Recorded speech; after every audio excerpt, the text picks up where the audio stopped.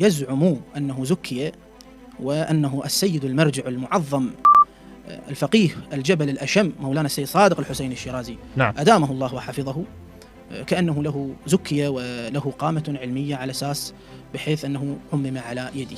وأنا هنا أدافع عن ولي من أولياء الله من المظلومين وهو السيد صادق حفظه الله، وأبين هذه الحقيقة للناس. إخواني، هذا الذي ترونه شخص مزور، مو أكو واحد اسمه مزور الإيميلات؟ نعم. هذا لازم من الآن بعد ما راح نبرز هاي الحقائق لازم تعرفون أنه هذا مزور العمائم، أعوذ بالله. عمامته مزورة. نعم.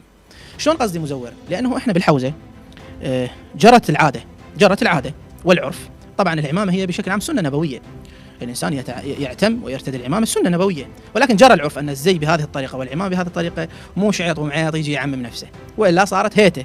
لا، جرت العادة إما أن يكون له أساتذة معروفين وناس يزكونه، له تحصيل علمي عند أساتذته، تمام، ويعممه شخص يعتد به، تمام. هذه العادة جرت هكذا، من أستاذه عند من درس، على من أخذ، ما هي الأمور التي حصلها، فبهذا يعرف وبهذا صحيح. يرتدي العمامة.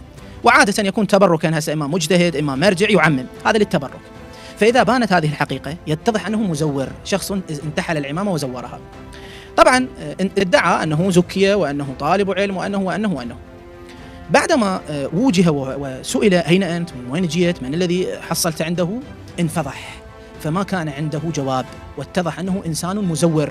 وهذا طبعا يظهر جليا، لغة، كلامه، جهله. الآن احنا بالحوزة ندرس الأصول، ندرس النحو، ندرس مثلا المسائل هذه التي هي مقدمات، تسمى عندنا مقدمات بالحوزة، زين، وإذا به يجهل كل هذه المسائل. فالعقلاء الذين بالفعل حصلوا هذه العلوم علموا أن هذا لا علم له، أن هذا ليس عنده أي تحصيل حوزوي. فماذا زعم وادعى؟ زعم وادعى أنه إنما عممه السيد صادق الشيرازي، وقد زكاه من الشيخ حامد النواب من فضلاء الحوزة، موجود هو نسيب آل الشيرازي طبعا. يعني هذه دعوة إلى الآن، يعني هو يزعم، نعم، هذه دعوة، يزعم أنه تمت تزكيته. نعم، حتى راح يتبين القضية. فاتضح إخواني أن دعواه أن الشيخ حامد النواب زكاه كذب وافتراء على الشيخ، وقد نفى ذلك الشيخ النواب، وإنما بالواقع سوى خدوعة أو خدعة أو كذب أو تزوير للذين كانوا يعني يديرون مكتب السيد المرجع في قم المقدسة، وجاء بهذه الحيلة أنه أنا ومن الشيخ حامد النواب، والتف عليهم لكي يعني يرتدي العمامة ويأخذ هذا المقطع، نعم، وينشره. وكان السيد أو كان الذين يحيطون به، والسيد لا شأن له بهذه المسائل الله يحفظه، بس الذين يحيطون به يتساهلون في هذه القضية. فهذا اللي صار. وإذا الأخ يحب يعرض المسألة خليه يعرضها للناس، وثيقة رسائل الشيخ النواب ينفي ذلك، يقول أنا ما زكيته والقضية وما فيها، فقط قلت له اذهب إلى فلان، وهذا راح واختلق هاي القصة، وموجودة الرسائل إن شاء الله. أنا عرضتها بس خليك تكبرها إن شاء الله.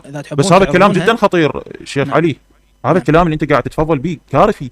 يعني الآن هو قاعد يبرز نفسه كأنه هو شيخ معمم، وأنه تعمم عند الحوزة، خرج من آل الشيرازي، والآن انقلب عليه. آل الشيرازي زكوه. بالواقع لا، هذا قدامكم إخواني، شوفوا، هذا واحد مزور، إنسان منتحل العمامة. هذا أول شيء لازم تعرفونه. طبعا الطامات جاية، والله ما تكلم الشيء. مو تعرف شنو المشكلة شيخ؟ المشكلة إنه الجماعة ينخدعون، يقولون هذا الشيخ كان معهم في الحوزة وتعمم وقاموا بتزكيته، والآن فضحهم وانقلب عليهم وبين حقيقتهم، وهذه كارثة.